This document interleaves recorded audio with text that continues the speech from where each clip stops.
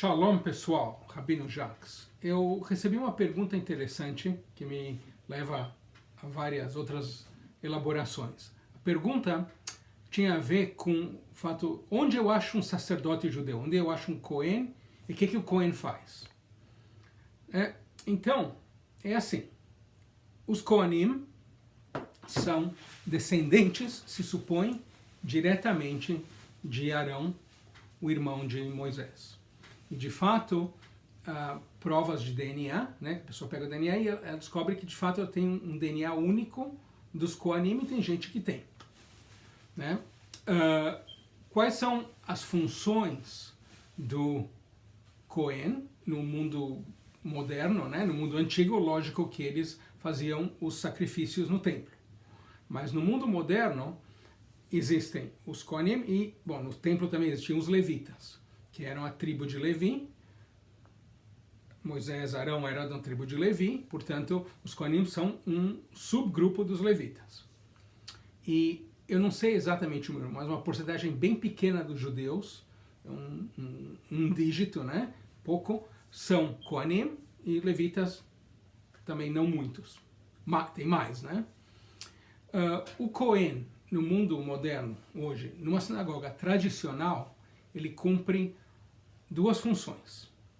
Uma delas é o que se chama Duchanin, que chega um momento, em certas ocasiões litúrgicas especiais, que os Kohanim são convidados na frente da sinagoga e eles fazem a bênção sacerdotal, a que se fazia no templo, eles fazem com as mãos assim, né, o símbolo do Star Trek, né, o símbolo que o Leonardo Nimoy escolheu para viva longamente prospere, live long and prosper, né, baseado no que ele lembrava, ele já faleceu, né, enquanto menino, de ir na sinagoga, e que no momento chamavam os sacerdotes, os Kohanim, e na sinagoga tradicional todo mundo se cobria com o talit. Você vê isso em filmes, né? E os sacerdotes iam lá e faziam a bênção, né, sacerdotal.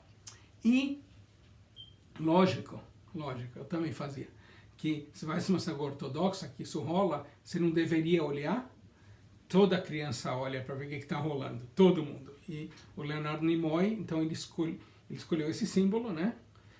Que os sacerdotes fazem a bênção, eles dizem Yevarechecha Adonai Veshmerecha, que Deus te bendiga e te cuide. E a era Adonai Panav Elecha Vichuneka, que Deus mostre a luz da sua face a você e te mantenha, e te acolha. E Sa Adonai Panav Elecha Vesem Lecha Shalom, que Deus compartilhe sua luz contigo, uma coisa assim, e te dê paz. Essa é a bênção sacerdotal, e essa é uma das principais funções litúrgicas que um Cohen faz numa sinagoga tradicional. É importante dizer que numa sinagoga liberal não se preocupam muito com isso, porque o judaísmo liberal não acha que nós vamos voltar a ter um templo, ter sacerdotes, ter sacrifício, etc. E todo mundo é igual. Porém, na sinagoga ortodoxa existe, eu sou Israel, que é o mais comum, tem, né, 3 castas, né, Cohen, Levi e Israel, é passado de pai para filho, eu sou o mais comum, Israel. Meu bisavô, que era o pai da minha avó, avô da minha mãe, chamava Isaac Goldman, ele era Cohen, e, portanto, alguns dos primos da minha mãe também são Cohen, né? Porque, na verdade, poucos, né? Somente os filhos dos filhos, né? Enfim, e também outra coisa, já que o judaísmo liberal se preocupa tanto com a igualdade dos gêneros, a mulher não tem papel para uma mulher Cohen, né? Tem algumas restrições, mas ela não faz nada. A outra coisa que o Cohen faz, que é muito mais legal, e aí isso me dá a oportunidade de contar para vocês uma história sobre o meu bisavô, que eu nunca conheci, porém eu tenho o nome dele era Yitzhak, esse é o meu nome hebraico, é que ele era o Cohen em Montevideo, na cidade onde ele morava, que ele nasceu na Polônia. Curiosamente, eu vou mostrar para vocês.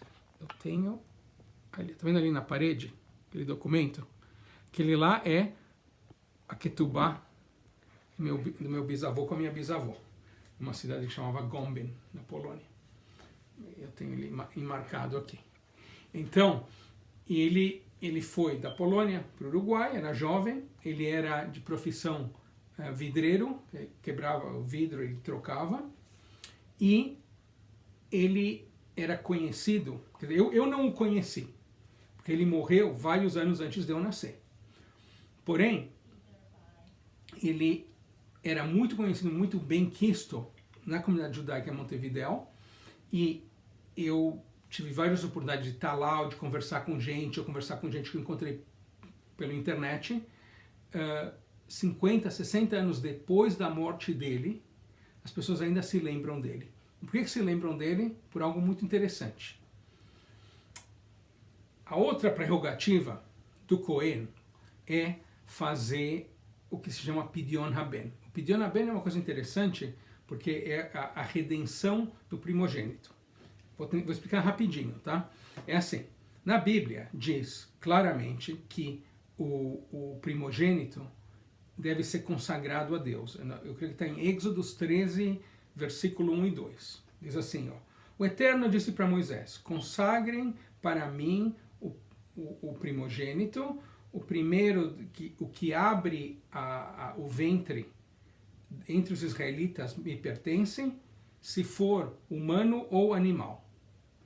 Ou seja, o sujeito casa com uma mulher, o primeiro filho, tem que ser o primeiro filho que nasça de uma maneira normal, parto vaginal, não pode ser cesariana, se ela nunca teve se ela não teve um aborto antes, ele é considerado especial, e ele, supostamente, diz a Torá, pertence a Deus. A mesma coisa, o primogênito da vaca, da cabra, enfim, todos os bichos. Nos tempos antigos, funcionava assim. Os animais eram doados para o templo, e o primogênito, isso pouca gente sabe, ele deveria ser o sacerdote.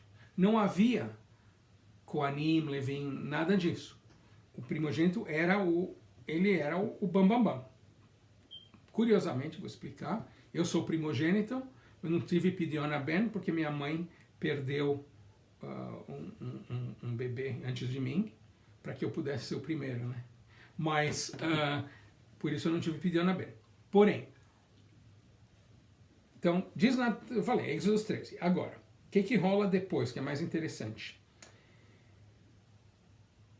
Um pouquinho antes do Êxodo do Egito, nós lemos, espera aí que eu vou encontrar aqui, um texto, deixa eu achar o texto aqui, que diz, deixa eu achar a fonte, estou achando a fonte, que diz o seguinte,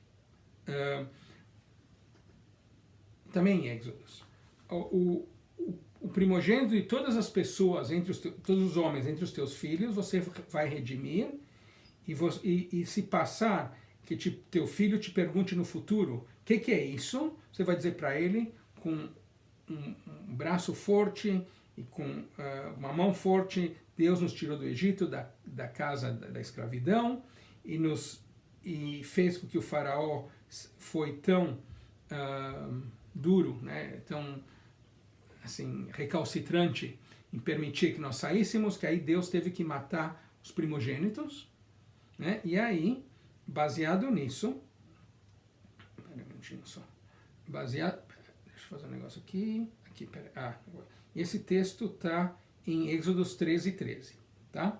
E depois, então baseado nisso também, né, baseado no fato do primogênito dos egípcios foi morto, então os judeus teriam que pagar de alguma maneira pelos filhos primogênitos. Aí, o que acontece? Por que hoje os primogênitos não são os sacerdotes? Porque houve o evento do bezerro de ouro, onde todas as tribos participaram, à exceção dos levitas. Então, Deus disse, e isso nós lemos em Números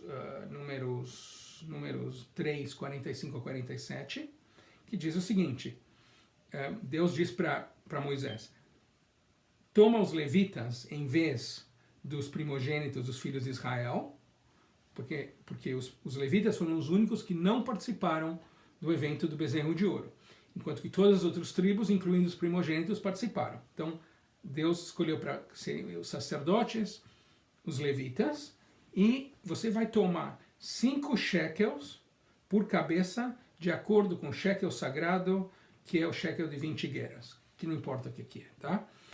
Então, baseado nisso, na verdade, é literalmente o que diz a Torá, né? Nós vemos que há uma obrigação de você achar, uma vez que você tem uma mulher judia, que dá à luz, ele tem que ser essas condições, mulher judia, que dá à luz, o marido judeu, que é o primeiro filho, que o Peterechem, que abre o ventre, portanto, como no caso da minha mãe, que perdeu um, já não conta mais, que é homem, e a criança vive mais de 30 dias, porque antes de 30 dias essa criança não vive, segundo a tradição, não é considerado válido, que eu acho também horrível, né? Porque acho que para alguém que perde um bebê pequenininho deve ser pior ainda. Eu, graças a Deus, nunca tive que fazer um funeral para um bebê. Isso acho que seria horrível. Eu tive que fazer uma vez para uns gêmeos que a mãe abortou antes de nascerem, mas pelo menos não viu o bebê, né? Enfim. Então, o bebê vive 30 dias, no dia 31, a não ser que seja um shabat ou a festa, você deixa no dia seguinte, tem que fazer esse ritual que basicamente é o seguinte, o nego acha um sacerdote e chega para ele e diz assim, minha esposa israelita me deu um primogênito. Aí o Cohen pergunta para o pai, o que você prefere? O teu primogênito ou as 5 moedas que você está obrigado a dar para redimi-lo?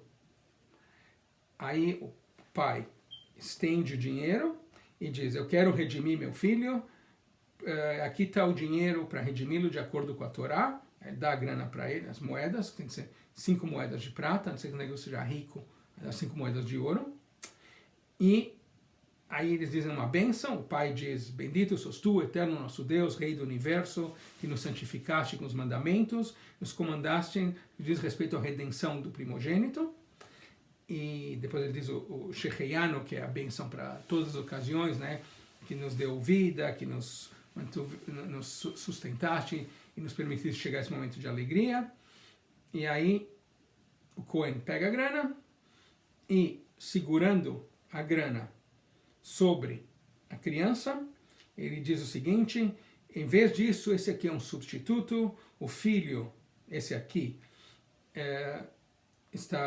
esse sujeito, né, está perdoado por isso, e essa criança vai entrar para a vida, para a Torá e para o temor a Deus, que Deus seja justo com esse menino que entrou à redenção, e que ele possa estudar a Torá, que ele seja digno de estudar a Torá, uma rupá, né, um casamento,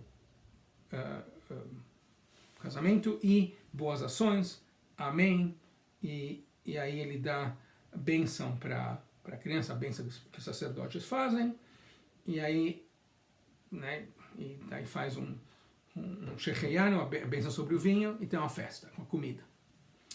Em Montevideo, meu bisavô era de longe o fazedor de Pidyon Ben mais famoso. Por quê? Pelo seguinte, apesar dele ser somente um vidraceiro, sujeito pobre, que inclusive eu vou contar sobre ele era vidreiro, né, vidraceiro. E Montevideo, quando vocês já tiveram, no inverno é horrível, rapaz, e cai granizo.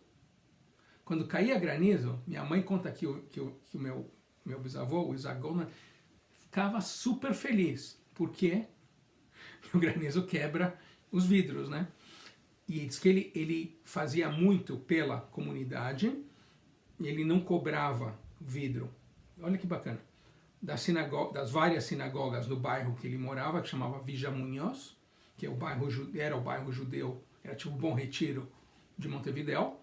Ele também não cobrava os vidros da igreja, veja você, e não cobrava, tinha a escola pública, né, do governo, que ficava 1,5 quadra da casa onde eles moravam, que é onde minha mãe estudou, onde minha avó estudou, essa mesma escola, e quebrava os vidros lá, apesar que era do governo, que o governo devia pagar, ele não cobrava da escola também não.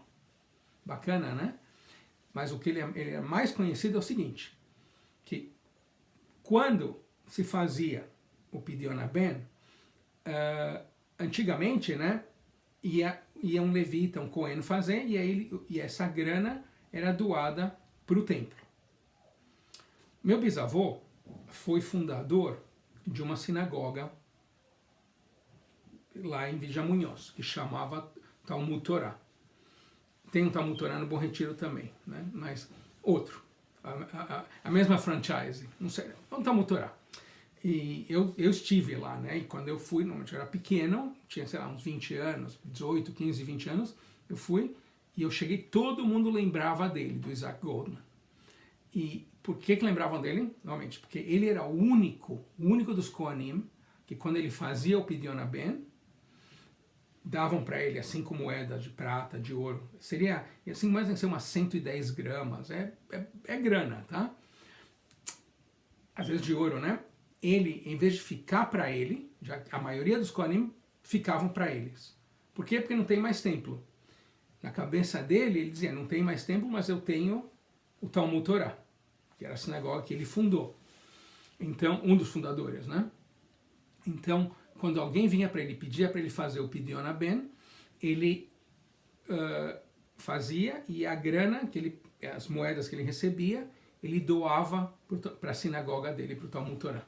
E por isso ele era muito conhecido, muito bem-quisto, e eu tenho a impressão que ele fazia quase todos, porque eu digo assim, muita gente que me disse, velhos, né, hoje, lógico, me dizem, sabe, o teu bisavô fez o meu Pidyon Ben.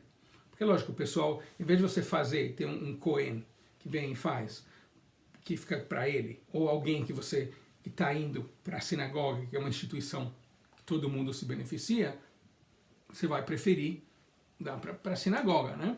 Então, ele se via como o conduito, ele era o caminho das moedas do sujeito chegarem para a sinagoga. Eu tenho muito orgulho disso e, como eu disse, eu tenho o nome em hebraico dele, que é uma das tradições judaicas de você dar um nome para um bebê de alguém que já faleceu, esperando que ele tenha essas boas qualidades. Eu claramente não tenho tantas boas qualidades como o meu bisavô, mas eu tento. Por exemplo, fazendo esses vídeos aqui, né? Sabe qual é a sua parte nisso? Primeiro, dar um like, um joinha. Segundo, coloque algum comentário, né? Alguma coisa, o que você acha disso?